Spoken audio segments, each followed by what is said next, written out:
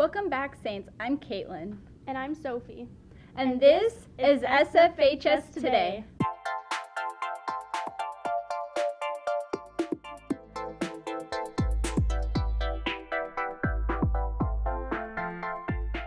In world news, a gas canister exploded on a Pakistan train, left 70 dead and 30 injured. The railway minister said the deadly blast occurred when passengers were cooking breakfast with a gas stove on the train. While it is illegal to bring gas canisters on the train in Pakistan, the rules are rarely followed.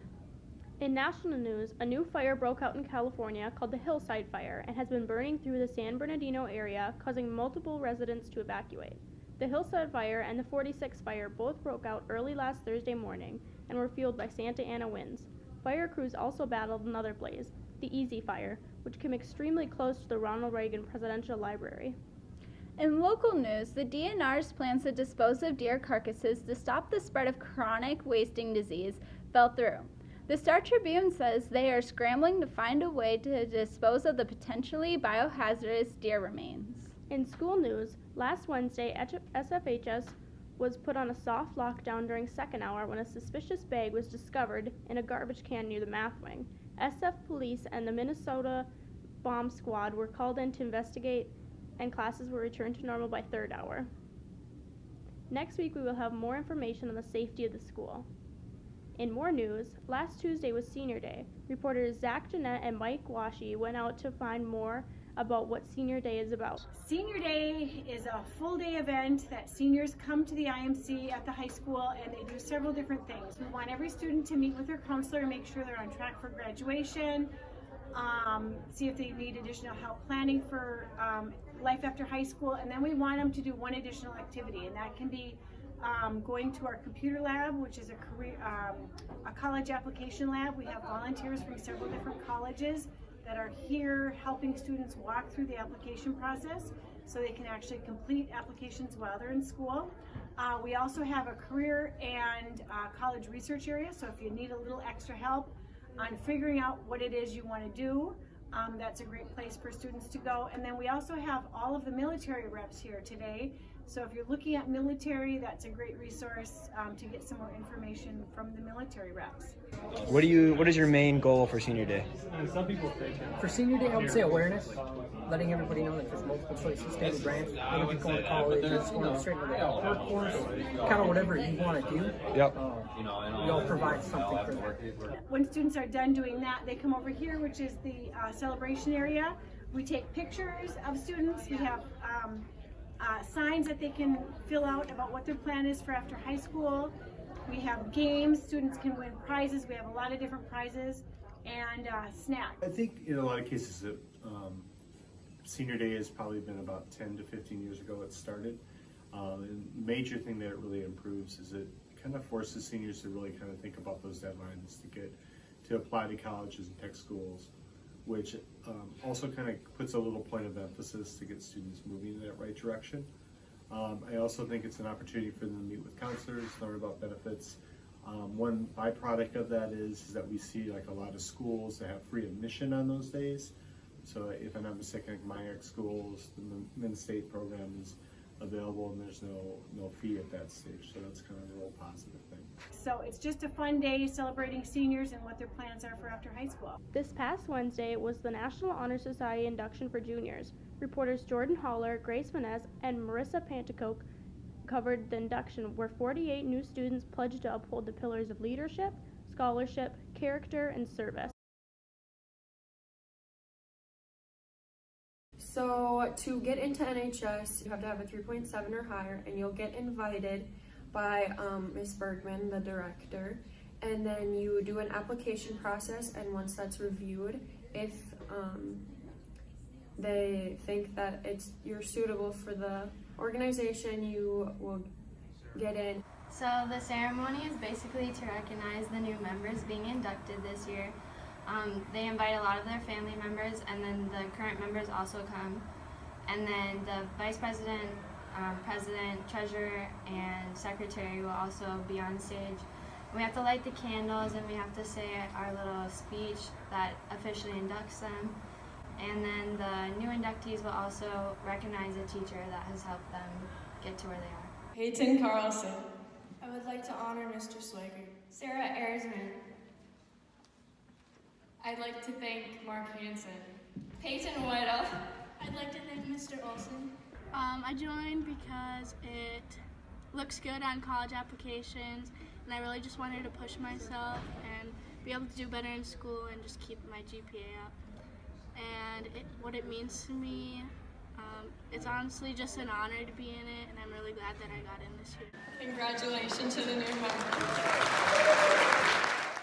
Part of the induction ceremony includes NHS members honoring teachers who have made a difference for them.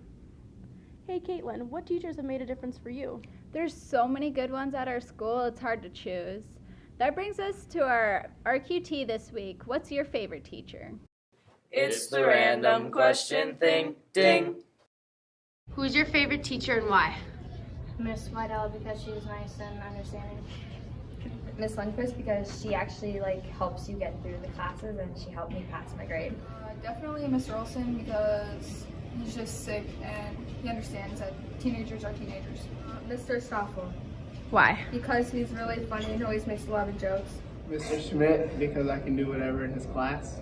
Mr. Hansen because he's a good guy. My favorite teacher is Miss Eichinger because not only is she always nice and helpful, but she's also concerned with our day-to-day lives and is always trying to help. Hey Sophie, did you hear that there's a Kody's Closet at our school? Yeah, I heard students can go there to help or to get help if they need to. So we have a clothing drive going on until November 22nd of this year, and we're collecting new clothes. But we also accept non-perishable foods, new toiletries, and school supplies. Well, Kody's Closet was added onto the food shelf. So we started the food shelf here maybe 8 years ago. And we called it the Food Locker, which was just fine. It was started by a couple of students here at the high school who said this would be a really good thing. There are kids here who don't get enough to eat, and they don't have enough. So they decided to go ahead and start a food shelf here. So we did, and Mrs. Robinson helped us out by volunteering to have her students run it and organize it. Kody's Closet is actually only the hygiene products that are in this cabinet. It was started by a parent of a student, not from, I don't believe from this school, but who's lost her son and started Kody's Closet in kind of memory of him. We've been really fortunate in our district that our community has done a lot of donations, that we haven't had the need to have them help stock our Kody's Closet. We've been able to do that ourselves. A lot of things that typically go faster are hair products, or shampoos, conditioners, those kinds of things, hair accessories.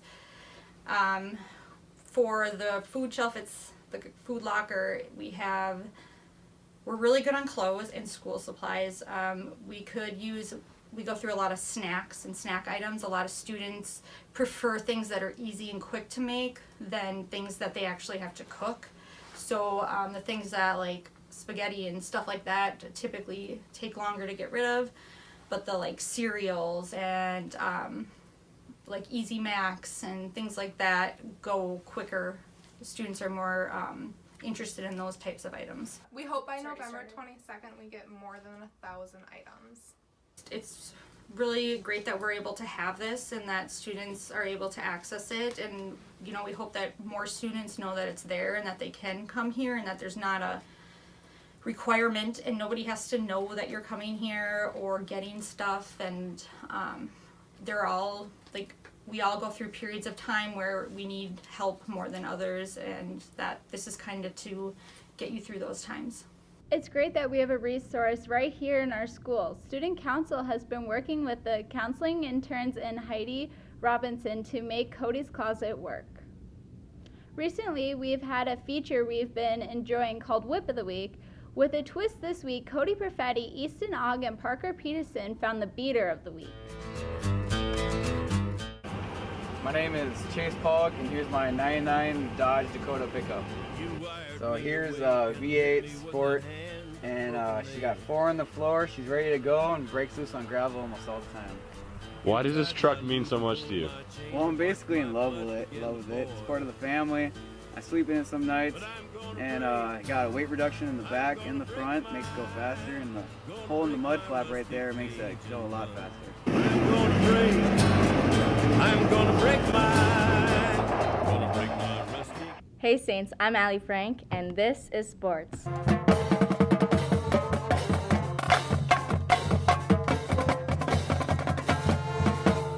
Fall sports begin to wrap up. Football season ended last weekend against Coon Rapids, losing 0-40. Boys soccer played Blake High School at the state quarterfinals and lost 1-6. Reporter Jared Hayter went out to talk to a few cross-country runners and find out how their season's going. How did the team do this year? Overall, the team did really good this year. We had a lot of injuries, but all the athletes pushed through it. My season has been difficult this year because I started off with an injury. Then I finally recovered and had a good 2 races. Then I got injured again. Thursday we have a section meet in Cloquet, and there our athletes can qualify for state. So typically what we do to prepare for that is we start tapering, which just means like minimizing our mileage. How did the team do at sections? We actually had a lot of improvements at sections. Almost every athlete PR'd that ran that day. What do you do before a race to get ready? I go on a 15-minute warm-up, then I roll out, and 10 minutes before the race, we do line drills and stretch. Then I talk to my teammates to get encouragement and support. A lot of times I listen to music to kind of pump myself up on the bus ride to the meet, and then sometimes at the meet, just talking with my coaches right before the race helps calm me down and like get me mentally prepared for it. Who are some up-and-coming athletes to watch for? We have a lot of promising kids in the middle school, so we have Aiden and Grayson Gomes, we have Lexi and Allie Annenson. What did you guys do in practice to prepare for the section meet? To prepare, we did a lot of workouts and we trained hard, and sometimes we just had fun and played games. Yeah, like we did a lot of sprinting workouts, just like build up your speed like fast. At the beginning of the year, you're really going for distance, but now we're trying to go fast at the end of the year. Oh, what's it like being an 8th grader racing against seniors? Racing against seniors can be intimidating because a lot of them are really tall, but I'm confident with myself. I don't really find racing against seniors very intimidating at all. Like I don't really think about it much. You just kind of like gotta keep your mind on the sport. And in the high school, we have some younger girls too. We have Haley Thompson, Hannah Reed are both really up and coming. What are some things to look forward to in future years? Well, we have a lot of young athletes this year, so I'm looking forward to watching how they all grow and build together and all improve. In other news, winter sports are starting soon. Reporters Olivia, Bree, and Brooke went out to ask when tryouts are and how they are getting ready for the season. What do you guys do to prep for meets? Captain's practice, conditioning. We have captain's practice 3 days a week, and then we left whenever we play. We have choreo camps over the weekend. They go for like a while. We have regular practices on Mondays and Thursdays. We just, you just shoot in the off season, run a little bit, play. I guess most of us play in the off season, like on an AAU team or something. We have longer practices that go 3 hours instead of 2, and a lot of just doing things at home. Yes. We work on lots of technique, and we learn like the dances and like formations and like figure out what we're doing. And yeah, we have 20 practices at the beginning of the season before our first competition. So that's 10 practices for each dance. So we have a lot to do still. And we have practice from 2:45 to 5 every day. Here's your guys' first competition. January 2nd. And then Prima is a different. Yeah, Prima, I don't know, it's very soon after, but the first one is in Colby for them, Colby, Wisconsin.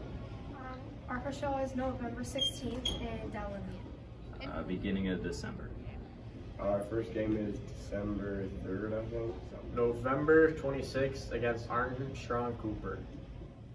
Last week, outdoor adventures classes went out to Rum River Park and cooked food. Reporters Hunter, Kody, and Zach went out to get more information. It's outdoor adventures in all senior class. Usually we cook 3 meals, a breakfast, lunch, and dinner in their groups. that they choose. What did you guys make? We made burgers and buttered noodles.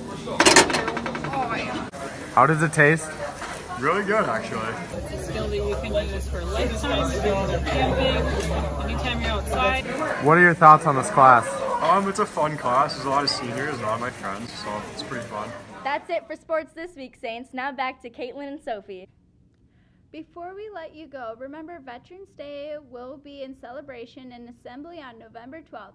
We will have an in-depth coverage next week on some of the people in our community who have served in the military. Make sure to check out our Twitter, Instagram, Facebook, and our website, thesfhscrier.com, for more news. And that's all we have for you this week. Stay safe, Saints.